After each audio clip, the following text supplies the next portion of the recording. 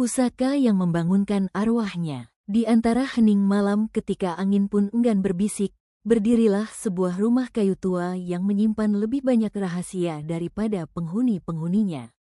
Di rumah itulah, seorang pria bernama Arsan tinggal seorang diri, ditemani satu-satunya warisan leluhurnya, sebuah keris pusaka yang tak pernah terjaga tanpa sebab. Keris itu bersemayam dalam warangka jati tua, tersimpan di atas altar kecil yang selalu diberi kembang dan bara dupa. Tapi malam itu, bara dupa mati sendiri. Kembang layu seketika, dan udara berubah seolah menunggu langkah yang tak terlihat. Arsan memandangi pusaka itu sambil berbisik lirih. Wahai bilah yang menyimpan kisah para pendahulu, jangan bangunkan apa yang telah kembali ke tanah. Namun keris tak mengenal permohonan. Ia mengenal takdir. Perlahan, warangka itu bergetar pelan, kemudian mengeluarkan suara lirih, seperti napas yang ditahan ratusan tahun. Tok, tok, tok.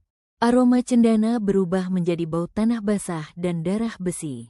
Arsan sadar, malam itu adalah malam yang diperingatkan leluhurnya, malam ketika arwah penjaga pusaka menuntut untuk bangun kembali. Api kecil di sudut ruangan menyala sendiri, lalu padam. Gelap menutup mata Arsan, namun dari gelap itu terdengar suara langkah, pelan, berat, namun tidak berasal dari makhluk hidup.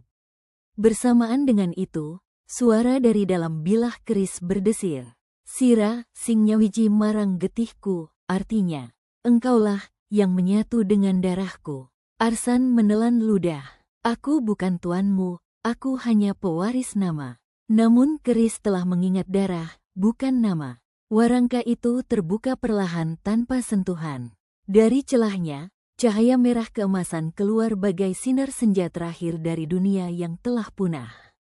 Bilah keris muncul sambil memancarkan pamor yang berdenyut seperti jantung hidup. Lalu terjadilah sesuatu yang membuat udara sekitarnya berhenti bergerak, sebuah sosok mulai terbentuk dari cahaya pamor itu.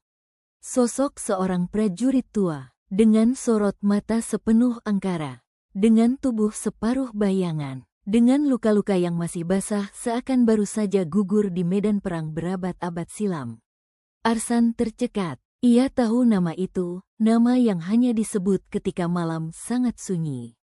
Kira dia Mandaka, leluhur yang meninggalkan keris ini setelah maut menjemputnya.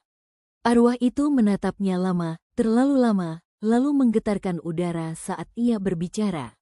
Sapa sing enjaga pusakaku, kudune wani ngadepi warisan sing ora katon artinya. Yang menjaga pusakaku, harus berani menghadapi warisan yang tak terlihat. Arsan mundur selangkah, namun bayangan prajurit itu bergerak maju. Tidak mengancam, tetapi menuntut.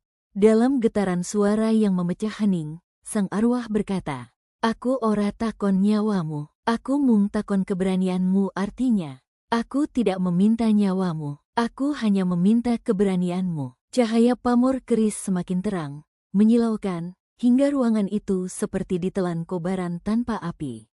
Di tengah cahaya itu, sosok prajurit mulai menyatu kembali dengan bilahnya, seakan tidur panjang yang terganggu kini menuntut kelanjutan. Arsan merasakan tangan tak kasat mata menyentuh bahunya, dingin seperti angin makam. Dalam sentuhan itu, ia mendengar wejangan terakhir. "Jaga aku, lan aku bakal menjaga turunanmu." Artinya, jagalah aku, dan aku akan menjaga keturunanmu.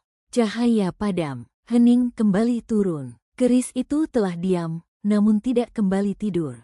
Arsan tahu, malam itu bukan akhir, melainkan awal dari perjanjian lama yang kembali hidup.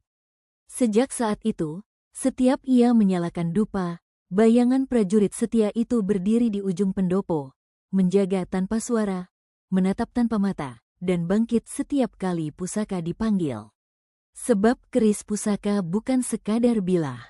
Ia adalah arwah yang menolak mati. Ia adalah penjaga yang tak pernah tidur. Dan bagi mereka yang mewarisi darahnya, ia akan selalu membangunkan arwahnya.